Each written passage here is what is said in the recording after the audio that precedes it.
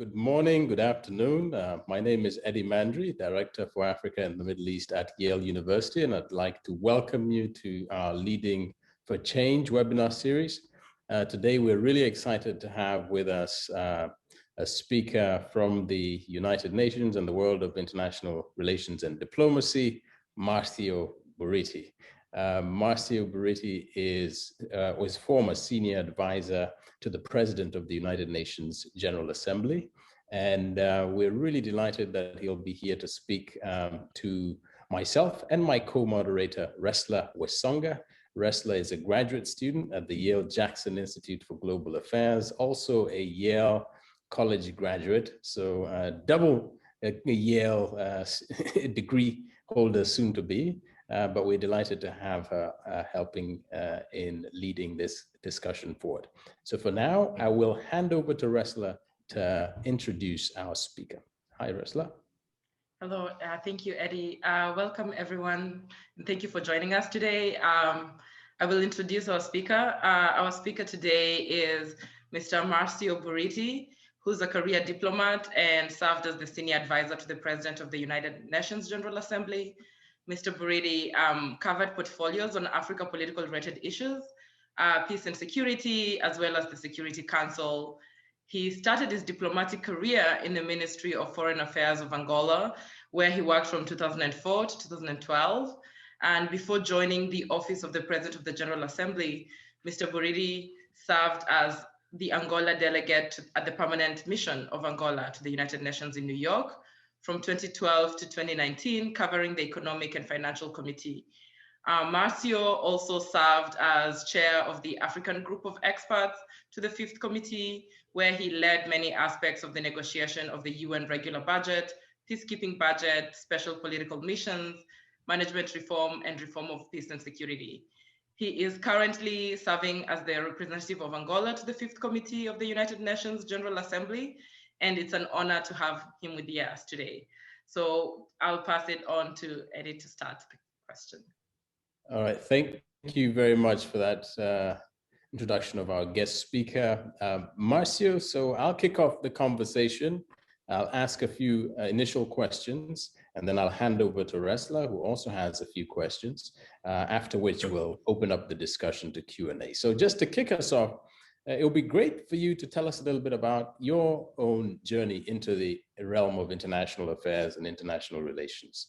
As an African myself, I meet many young people, and even thinking about my own childhood, aspirations in academia under the supervision of our parents. They tend to encourage us to go into professions like law, engineering, being a doctor, but it's often not conceptualized as political science of international relations as a potential path or career path or option. So how did you envision or imagine a career in international affairs as a young person growing up on the continent? Oh, Eddie, thank you very much for your question, and thank you for hosting me, you and Resla and the rest of the teams.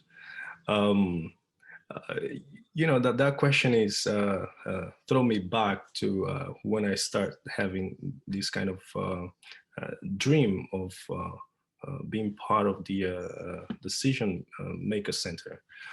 Well, as you, African, we've been watching the continent like under crisis, conflicts, and so on. And this is one of the things that drove me to be part of the decision maker centers. So, and I was developing that interest on politics and development because I was looking to our own reality, right? So. Angola, I'm from Angola, and Angola was facing 3 decades of civil war, and there was a point that there was no hope for the youth in Angola. But of course, other countries in the continent was the same thing. So, and then I decided to do something. I wanted to do something, and I was trying to figure out what exactly I could do. So, and then was the time that I was getting fascinated by the international relations, and then studying a little bit more about First and Second World War, and the creation of the big organization like the League of Nations, and then United Nations, and its achievements, and so on. Well, that was the aspiration. Then I wanted to become like part of the process. I wanted to be part of the process. I want to give myself to do something in pro of Africa, in pro of Angola, um, and make sure that with my contribution, so at least one day I can rest in peace and say like I did something in pro of Africa. So well, and I believe that that must be the spirit of young Africans. So get expertise, get know-how, and then make sure that then you figure out in which area you can contribute to the continent, to your country, and make sure that your country gonna do good, because we are in a new phase right now, and you can see it that in Resla that when the founders of our countries were fighting for the independence, they had an aspiration to have like a free country, free movement. Yes, we like deal with our own issues, leading our countries. But now we are in the 21st century, which the challenges are bigger, and Africa became also a big player on international relations. So I think there's a vast stage that all of us, young Africans, elders, we can come together with the fresh ideas, wise ideas, and make sure that the continent can move forward and be capable to face the challenges for the 21st century that we live in right now. No, thank you. Thanks a lot for kind of articulating kind of the genesis of your thought into a profession of international relations, and kind of how important it is to respond to the crises and the challenges that you bear witness to as a young person, and that imperative to do something about it that motivated you. You want to be part of the change that you want to see. And I think that's a really important kind of attribute, following your calling, and we appreciate that.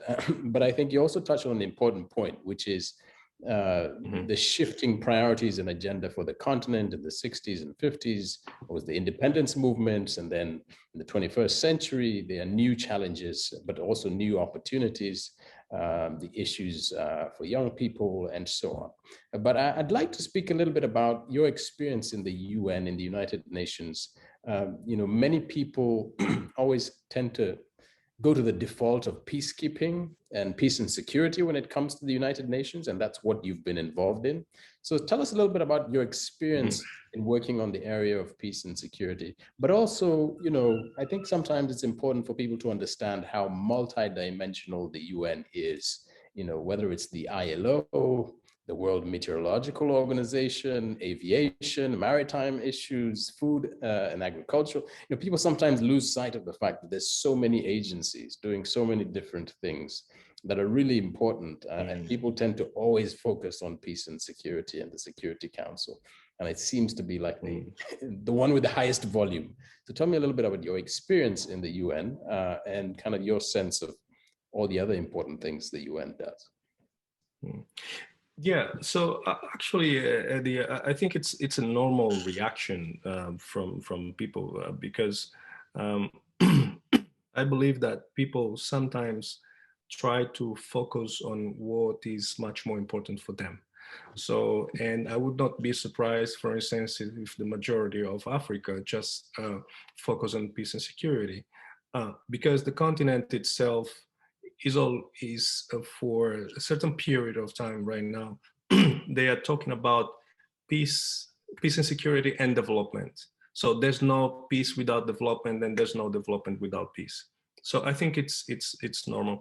Well, but it's true that United Nations is more than that. United Nations is more than peace and security. Now the United Nations is trying to tackle the desiguality in the world, within member states, within people, within the different stakeholders, even private sector as well. UN is trying to focus on that, and then it's trying to make sure that the world is much more inclusive, so nobody left behind is one of the theme of the UN. So make sure that everybody is on board. And of course, besides that, a lot of people just knows the General Assembly and Security Council and probably ECOSOC, but there is other agencies and programs in a field that they work in a field very hard, dealing with the people on a daily basis, and try to address what is the challenges and helping them to overcome those challenges. So we have the World Food Program, we have the ILO, and many other agencies and programs that some of them they are in Geneva, others they are in Vienna. In Vienna we have the disarmament issues, and so on and on. Well, it's a broad aspect, and now the UN is much more like people oriented, and is one of the calls of the Secretary General Antonio Guterres right now, and try to bring the UN close to the people, which is something that was not like in the past, but now having the UN closer to the people are going to know more about the UN, going to be much more interested in the UN, and they're going to feel that the UN indeed is an organization that is there to address a lot of issues. Because if we look on the experience that we're facing right now, COVID, we have like a disaster, natural disaster happening in different parts of the world, climate change. So those are the issues that, even though governments they have means to address that, but at the end there's another stakeholders that they are also part of it. So then we'll see all those engagements, all those partners involved on the work of the United Nations. So it's not anymore member states per se or governments, like they get together in the UN headquarters and they decide on behalf of everyone. So it's much more inclusive. Now we see governments dealing with the private sector. We see governments dealing with the NGOs, everybody sitting together to address the challenges that the world is facing right now. So that's basically the perspective of the UN work nowadays, and I think is an organization I used to call a charming old lady, a UN, that has a lot to do still. 75 years passed with a lot of challenges, criticisms, and so on, but very positive things. But there's an organization that came to last, and I believe that no one wants to have the UN like failing as the League of Nations failed. So you raise a lot of interesting points about how critical it is, cooperation is, to address transnational challenges, multi-stakeholder approaches, partnerships between that go beyond the realm of government in addressing some of these challenges. My next question is around representation. Representation, I remember someone once said, if you're not at the table, you're on the menu. So having a seat at the table is critically important. The last couple of years, it's been interesting to see a experienced, significantly qualified Africans assume senior positions in institutions, some connected to the UN. Tedros Adhanom is now head of the World Health Organization. We have Fatou Bensouda at the International Criminal Court, Ngozi Okonjo-Iweala now, even though it's not connected to the UN, at the World Trade Organization. How important is it to have a representation, diverse representation in senior echelons of institutions like the UN? I mean, I remember I was just leaving high school at the time in 1997 when Kofi Annan was appointed Secretary General of the UN.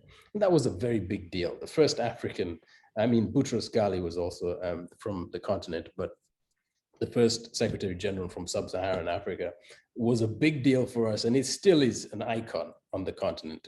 May he rest in peace. So my question is about representation in senior echelons of leadership in these institutions that for the most part are focused on challenges and issues that are in the global south.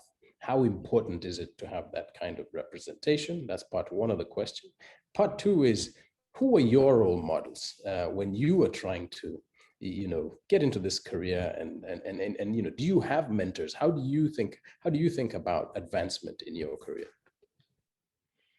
Well, that's a very interesting question.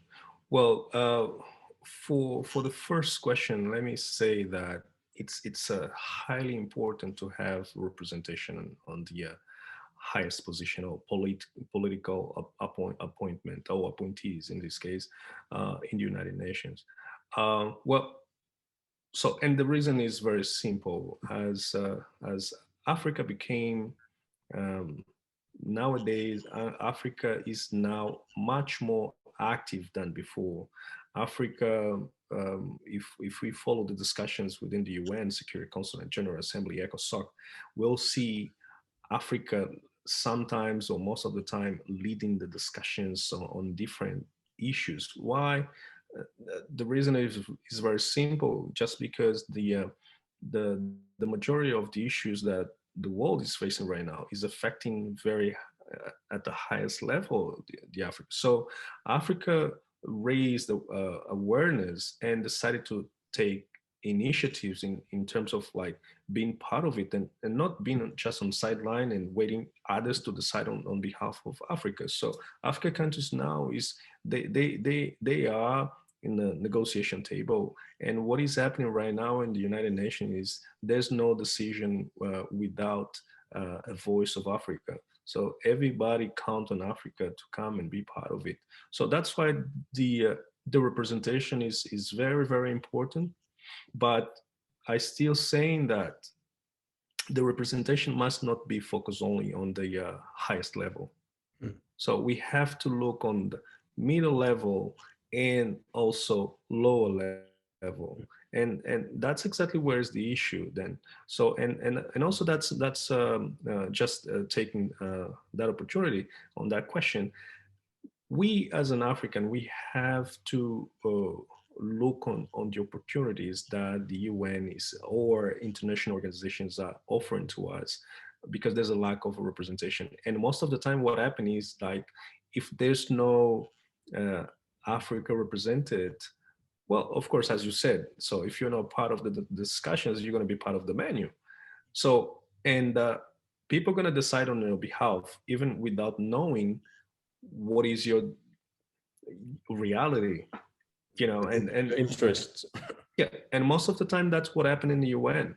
So, okay, let's say, give an example. So the UN decided to sit down and look into African conflicts, and then say, okay, so let's send the peacekeeping missions. So, but maybe is the peacekeeping mission needed, or something else, or we should to consult, for instance, the regional institutions in the continent, and make sure that in terms of partnership, try to find a way to address that. So the representation is important at all levels, and I think it's important the young people, African, look into that, because the UN offers a lot of opportunities, and job opportunity, careers opportunity, on many other aspects, and then you're going to have an opportunity also to see what is happening in terms of African issues and so on. Well, your second question in terms of role model, well, That's a tricky one. That's a tricky one. Well, but let me tell or you even that just, or even people who advocated for your success, served as a mentor and advisor to you, who could be non-African, but people who are your cheerleaders in your own professional career. yeah. Okay, so cheerleaders. Let me say my wife. So she's she's one of them. Uh, yeah, but let me say that. Well, I have indeed someone that I look as a role model. Is an Angola um, uh, career diplomat, ambassador. My former ambassador in the United Nations here, Mr. Ismael Martins. Is a person that I look as an example to follow, because the way he was sometimes involved on the different issues related to Angola, Africa, and so on within the UN, and very respectful um,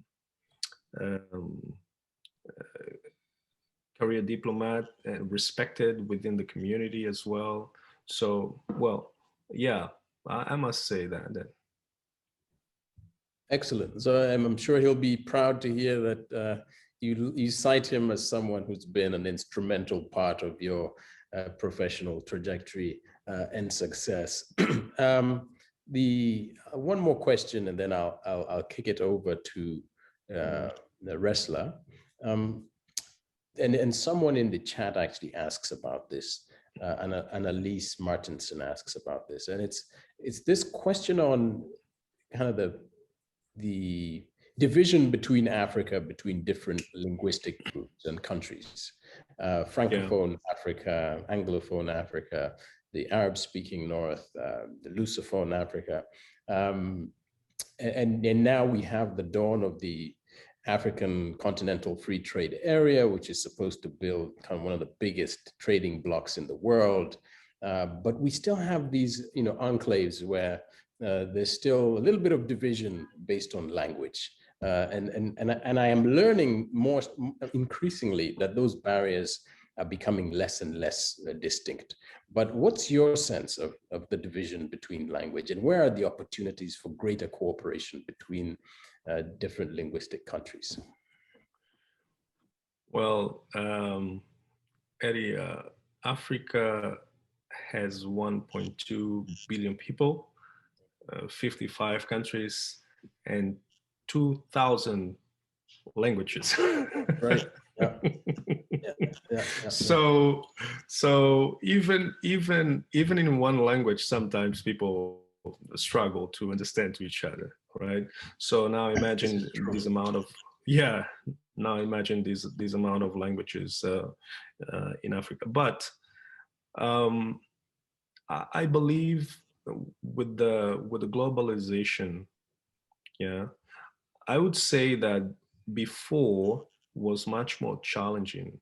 Before the internet arrived in Africa, was much more challenging, and now we have more people like traveling abroad or learning English, French, or many other languages that we have in the continent. And it makes like less and less like that issue of barriers. The barriers became lesser.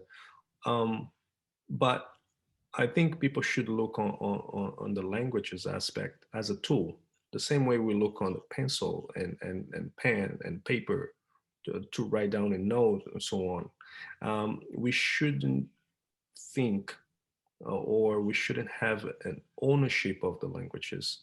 So, I mean, I'm talking about a globalization perspective.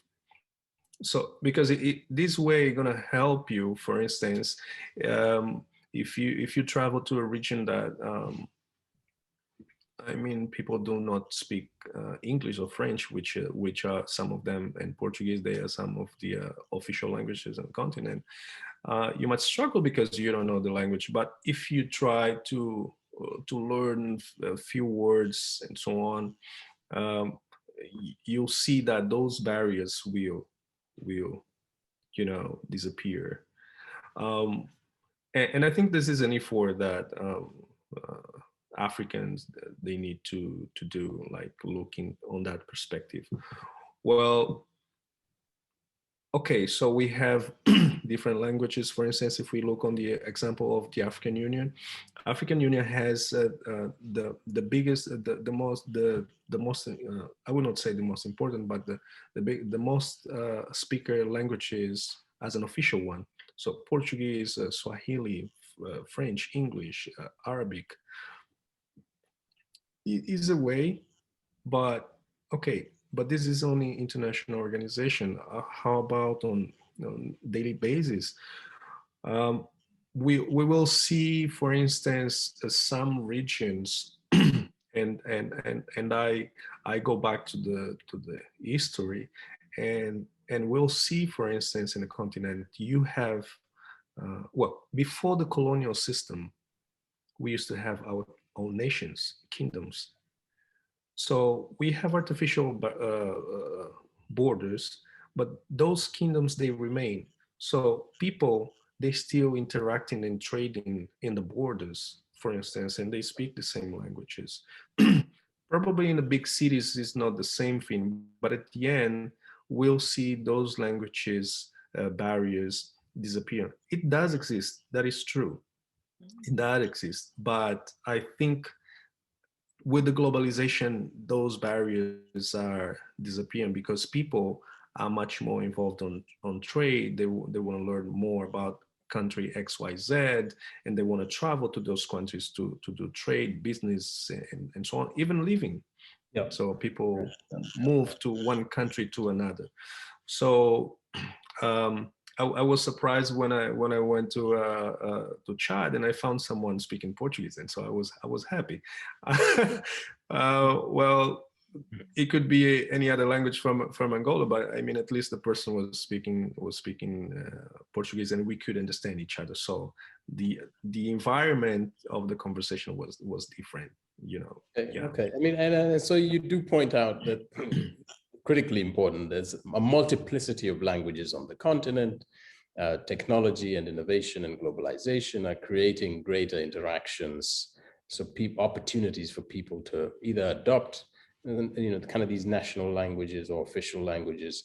But I think there's also the important point about the artificial nature of the borders and the boundaries, and how important it is for us to think about our cultural heritage, our languages, and making sure we preserve a lot of those languages and take pride in some of our distinct languages that span across artificial borders. Now I'll kick over to Resla, who will ask a few questions, and I see a few questions coming in through the Q&A block. So if you're watching and you'd like to ask a question, please put it into the Q&A function at the bottom. Now I turn over to Resla. Yeah, okay, thank you. I'll just follow up with the conversation that we were having. And as you spoke about languages and having multiplicity of languages represented, but also thinking about representation at all levels. I think as Eddie spoke, we've seen a lot of like increasing representation at higher levels and Africans participating in maybe the less prestigious parts of the UN. And so I think my question about is what I've been thinking about is, yes, we are seeing more representation, but are we seeing more accessibility? And especially thinking about Africa and the way Africa has a very big young population, it's gonna get bigger. And how then do we make the international relations and especially the policies that are being made at like these global stages such as the UN, how do we make that accessible to people on the continent? And so the question that I'd ask could maybe be two-part. In that the first one, what are your thoughts on accessibility? And do you think there are options in which we can create and like make whatever decisions are being made be more representative of what people are thinking on the ground back on the continent? But also the second question would be, thinking about taking the seat on the table, then what would your advice be for young people on what to do to be able to get more of that representation at all levels? Well, one of the things that I do like to interact with the students is that the fact that they raise a very interesting questions. Well, but that issue of accessibility is an issue that Africa is facing. Well, and the reason is very simple. Here, you have access to almost everything, almost all technologies, right? So you have internet, you have radio, you have TV, and so on and on and on. And the speed of the internet is very good. Social media and many other. What must happen in terms of accessibility on those career opportunity? Pass through member states or countries from Africa, advertise more on different ways. For instance, on the media, we have to use the traditional media, radio, journal, TV, because the opportunities are there. See, if we want to ensure the representation level of African, and let me give you an example. So the United Nations has a different opportunity, job opportunities. So you can go as a professional, you can run or apply for young professional. There's a young professional program that you can apply. I think the limit age of is 32 years old for those who want to apply. So, but again, is if we go to Africa, so now we're talking here, and there's a lot of the majority, I believe the majority of the audience are from Africa. Do they know about that? Probably they don't. If we go in the ground and ask them, so do you know about the UN careers opportunities? Probably people will say no. So, and I think the advertisement is important. Taking that, and the United Nations has a outreach unit that work with the countries to advertise the opportunities, job opportunities for those countries that are not represented or underrepresented. So, and then after that, I mean, after exploring the opportunities, I think people need to look on what they want, what they can offer in terms of their expertise and they know how, and to help on what they want to do or the area they want to work on. So I think there's an avenue of opportunities to people engage. I think I don't know if I captured the question, but I think the center of the question was that, I believe. Mm-hmm. Yes, but I'm more than happy to go back if you have additional question. Yeah. No, I think that does make sense in thinking about people and making people know about the opportunities that are available, which maybe is not very clear in different sense. And I think there's need to be more thinking about how then do we add the voices of young people, because so that it's not the feeling that it's really older people who are making the decisions for the younger people on the global stage, especially when these are going to like be affecting their lives. And so yeah, and also if I can add, so we are talking about the United Nations, but you have also the African Union. Time to time they advertise jobs for Africans. So how about African Union? How about the sub-regional organizations? There is an opportunity. The point is how the advertisement has been done. So are we using much or taking the potential of the social media, the traditional media like radio? Because in a rural area in Africa, people just use radio. So even if it is a different pieces, people build just a radio, one part and many other parts, and that battery, and then they put together, but they listen to the news, they listen what is going on in the world. So we have to think about it. We have to get those opportunities to our people in the ground, but we have to find smart ways to do so, because then it can explain, for instance, the lack of representation of Africa and on different system and different international organizations. Yes, yeah. I think a lot of innovation needs to be that. And now just thinking about areas and in which, as you said, people need to like think about their skills. When you're looking at, I think, just Africa in general, both at the UN, at the African Union, and in general, I like, what do you see as what's in the horizon for Africa? What do you think are the most exciting debates? What are the areas that you think are that people should be focusing on, especially when you're thinking about African development, that young people can look into? Well,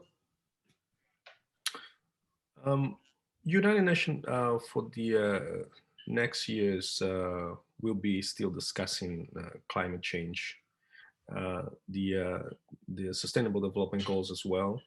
And conflict prevention and mediation also will be part of it, because we still have some focus on of conflicts. We still have disequality, and the Sustainable Development Goals, or we can call SDGs, I mean, was brought and decided to address those disequality within member states, within different stakeholders, people, mainly people.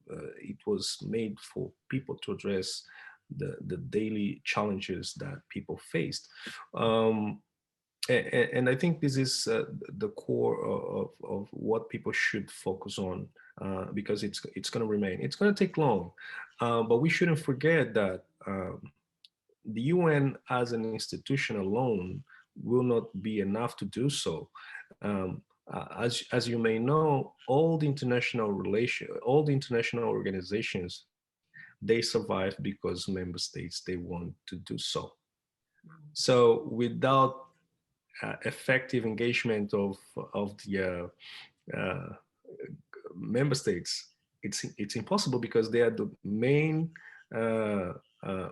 founders, or they're the main contributors to the budget of the organization to carry on the mandates issued by those organizations. It doesn't matter if it is from Security Council or from the General Assembly.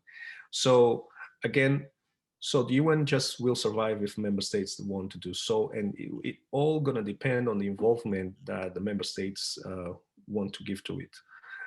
But I believe that there's a lot of reasons that to see a biggest inclusive and biggest engagement from all members of the United Nations to work together and make sure those goals can be reached and can be part of the past. So because we no longer in a position to keep having the same practice of the past. I mean, I think the partnership and COVID brought that, and is showing that the world system, the international system, was broken and we didn't see it.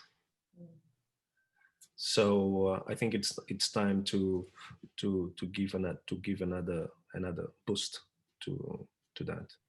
Mm-hmm. Yeah, I think COVID really did show a lot of kind of fissures that were existing, and I've just thinking about that and thinking about international organizations do exist, as you said, based on what member states want, which is a very interesting statement, because it puts power on the member states and it puts power on the countries that are actually doing this. And so just shifting and thinking about also your career. So early in your career, you worked on issues of Asia and Oceania. And I'm just wondering what do you think about the future of Global South cooperation, as we think of Global South as a term that is inclusive of what it means, as it's a contentious, but thinking about what are these opportunities, what are these issues in which Africa, countries in Latin America, South America, that's Latin America, and Southeast Asia, how are they relating? What are the challenges here? What are the opportunities? Or is the current system that we do have enough for this, or do we need to make radical shifts? Do we need to think more about who we are centering when we're thinking about international systems and international relations? Resla, I think the Global South Cooperation is a good thing. It's a good thing because it was created because of these inequalities. And that's what happened when you are dependent for so long time, and you're driven to do something different because you want to survive. So that is what is happening with the South Corporation, or the Global South Corporation, if you want to say.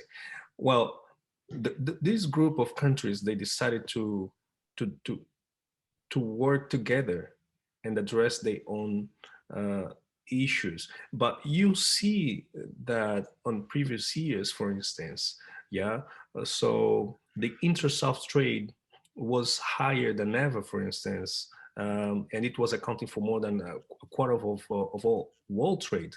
So you can see that there's a vast opportunity that the South Corporation bring, and it could be more, it could be higher, but of course we also have to acknowledge that there's some challenges.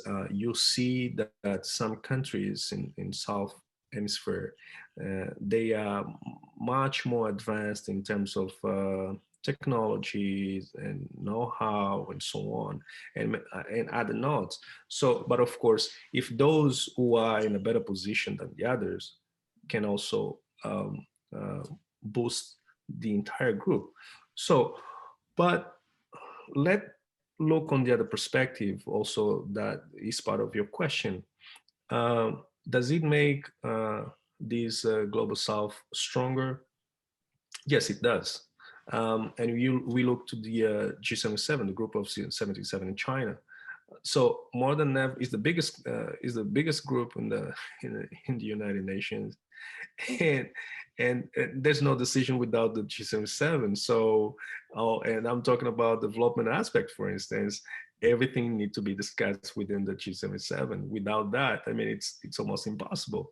So they become important, regardless the challenges that they're facing right now. Of course, there's skepticism in terms of how it's going to be sustained and so on, and if it will be robust. But okay, the trade barriers and political problems, yes, but they became they show that they can be very effective, and they can achieve, in fact. So I'll give you some examples. For instance, there was issues of Ebola in West Africa that Cuba support. See, was in support. Mexico was experiencing in diversifying corn products to improve health in nutrition in Kenya. Well, so with those examples, you can see that the South Corporation brings a lot of good things and positive things that need to be explored and robust and boosted. I mean, and make sure that the dependency also from south, from the north, can mitigate. So I'm not saying that it need to not exist anymore. So the partnership north-south will always exist. There's a need for that, yes. But the South Corporation as per se, yeah, it need to be robust. And I mean, it makes sense. You have China, you have in Africa, you have South Africa, in the Middle East, you have some other countries. Then, so it is possible to have that South Cooperation. It is possible to improve those achievements that we already had, and I highlighted here some examples. It is possible, and I believe that they are stronger than ever on the decision making within the UN. Yeah. We have quite a few questions coming in, so I'd like to get to those. Resla, if you don't mind, I'll try and kind of bundle a few of them, but thank you very much for your series of questions. So Márcio, I'm going to combine a few questions we have from the audience.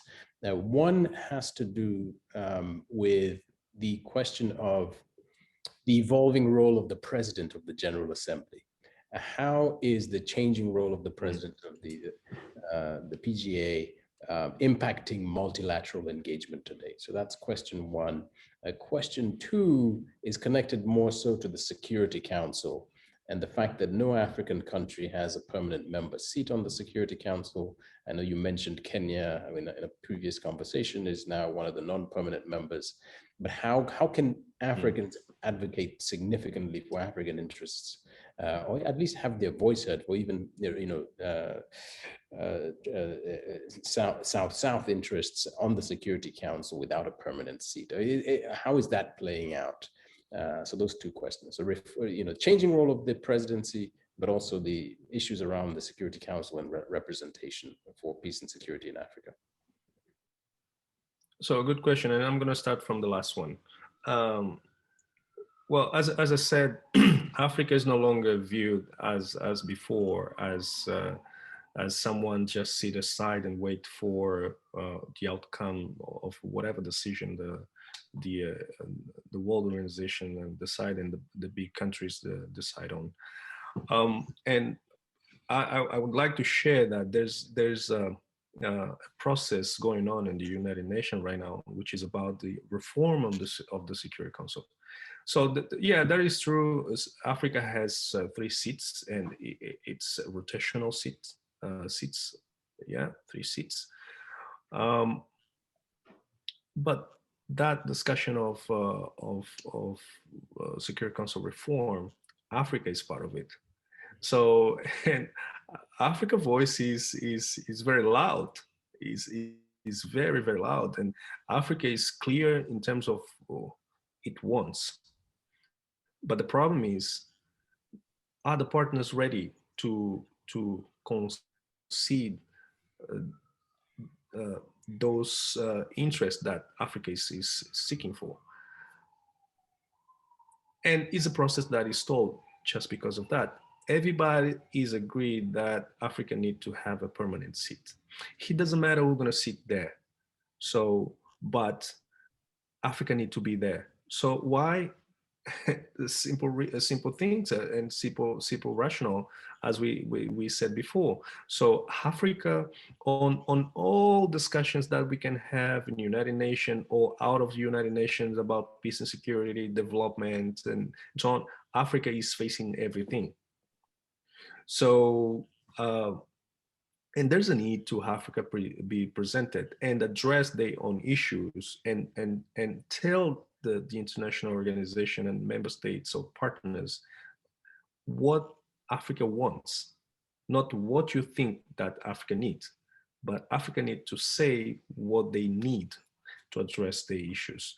So, and I think there's a point. I don't believe. I'm a little bit skeptical in terms of time frame when the UN gonna be able to agreed on the Security Council reform, and the reason is very simple, and it revert us back to 1945, and I would say that there's sometimes some people has afraid to lose some power, and it's okay, but the power need to be shared for the sake of consensus, for the sake of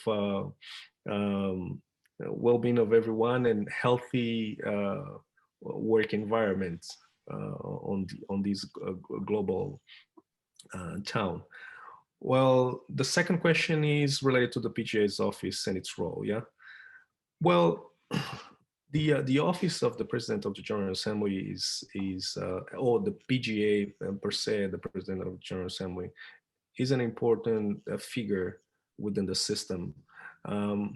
Why? Because he's a representative of 194 member states and observers. So, and there's a lot of things to be discussed. Yeah, so we have a body that discusses peace and security, but the General Assembly discusses all of them: peace and security, development, and many other aspects of our daily lives. Well, and we shouldn't forget that when the United Nations was created, the challenges in the world, the issues in the world, they were minor than now. So now we have much more challenges, And the challenges before were challenges that was in control of member states. But now we have a transnational issues that goes beyond countries' control.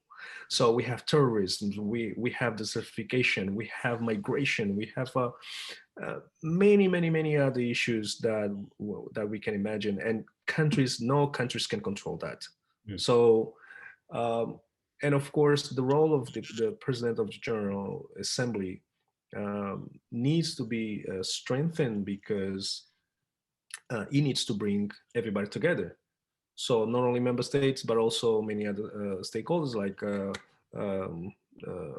non-governmental organizations or NGOs, academia, students, less favorable groups, young people, private sector, everybody. So I think, so if we have to think about the future, I believe that is an office that need to be addressed in terms of reform, if we have to think about reform. Because according to our experience, is an office that is becoming a little bit outdated based on the challenges that are coming right now. So more and more, there's more challenges, and the PGA's office agenda, or the PGA agenda, is becoming bigger and bigger. Thank you for sharing your thoughts on that. So I'll tie in just a couple series of questions that have come in for our last round. Time flies when you're having a good time. Yeah. So the question here is on African agency in the context of protecting environmental resources and land. And people talk about Africa being kind of potentially the breadbasket of the world. Some of the largest amounts of arable agricultural land is on the African continent.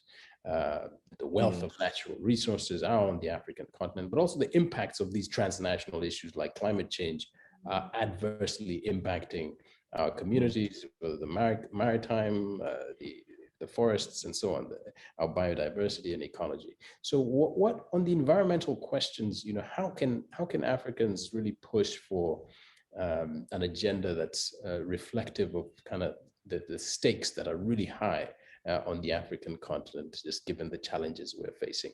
Next question, again, one's a comment. Annalise says, Portuguese needs to be an official language of the UN. She's feeling very strongly about insufficient Brazilian representation in terms of power in the United Nations. And then the other questions are things you've touched on, kind of the restructuring of the African Union and to represent the interests of the United Nations, to represent the interests of countries on the African continent. But so yeah, the environmental issues, what are your thoughts on that? Well, there's a lot of things that need to be done, definitely. And as I said, all that is a reflect of climate change, and African countries and Africa as a whole need to address. So it must be a collective issues, because then if we don't address that, we will have an impact on peace and security as well. Let me give you an example. If we still have facing, for instance, desertification in Chad, in Central Africa, and I raised Chad because Chad share the border with Libya and other countries in the region. But the desertification is so strong there that people are migrating to other areas, and also brings an opportunity to terrorist groups to get in and exploit the local population there. So if we somehow address the issue of desertification, then the other things gonna unfold as a snowball effect. Okay, let me raise the issue of Kenya. Kenya now has a pilot project of planting trees, and they found a very innovative idea of with a small airplane going to the deserted area and throw seeds. Dropping the seeds, yeah, the pellets. Yeah, so, but now look to the result of it. So the desertification is disappearing, and of course the living condition then gonna go back. So we can talk about the agricultural aspect, and then so the country this way, those regions affected by desertification can come back. So we this is the way that we have to really address those issues, trying to find the innovative idea. And but this is not only like a governmental task per se. I think it's something that all of us we need to address on. So young people, elders, students, academia, and so on and on. Let's try to find out what we should do. How many trees we need to plant. Um, does it will bring any benefit? Yes, it will. Probably we're going to have more rain. If not, if we don't do something, what's going to happen? So if we get a rain, heavy rain, for instance, so then we're going to have a production of mosquitoes, and mosquito bites then going to reproduce or going to bring malaria and many other diseases. So, well, that's something that need to be addressed, but it's a collective way, a collective things that everybody need to address and look into it. Excellent. Now, I'll close with one last question that I think is always important, to ask of all our speakers who come on. So you work in this sector that's obviously dealing with really complex issues on a day-to-day basis. Can you speak to where do you find inspiration and motivation? How do you relax? what is your, I see a lot of great books there. And is it through reading? What are your go-tos when you need to hit the reset button in this, wild and hectic life of international diplomacy? Well, I think it's my family then. So when I'm at home and when I'm not at home. So luckily we have phone, we have WhatsApp, we have FaceTime, whatever tools we have. Yeah, but I think it's where I go and try to recharge batteries and well, in terms of inspiration, I think the interpersonal relations with the colleagues and friends, it's important. It is true that we have our peak moments within the UN, but we always have time to also to relax and have lunch, coffee. In the United Nations, we have a place that we call Delegates Lounge, which I call the kitchen. Okay. So, well, the kitchen because the kitchen in many cultures is a communal and social place. Yeah, because it's exactly the place that people sit down to cook a lot of strategies within the UN. So yeah, I mean, it's a pleasure to sit down with colleagues, and also the UN offered that opportunity of you sitting down or interact with the people with a different culture or backgrounds and so on. So it's a pleasure for being there and having this kind of colleagues and friends that you can talk with. I can see some of them they're here present. But I'm not sure if they're having coffee then. So excellent. I believe. Very good. Well, you derive your inspiration from your family, from your distinguished colleagues, and obviously from the great work that you do. We appreciate all the attendees who stopped by for this session. Márcio, we're really grateful for you to take time out of your busy day to join us for this Leading for Change webinar. And Resla, our diplomat in making here at Yale, we're very grateful for you I'm grateful for you co-moderating this session, and thanks to Yale Conferences and Events, the Africa Initiative at Yale. We hope you'll tune in to future events. And Márcio, we hope to invite you to campus when everything is back and running as normal. Until then, we say thank you and we say goodbye. Thank you very much, Márcio. Thank you, Eddie. Thank you very much. Thank you, Resla, for having me. It was a pleasure as well. To be interacting with this amazing audience. And of course, I'm gonna always be available for future events. So you know how to find me, even though I'm busy, also Resla. So, and it's gonna be always a pleasure to be part of any kind of future initiative that you have.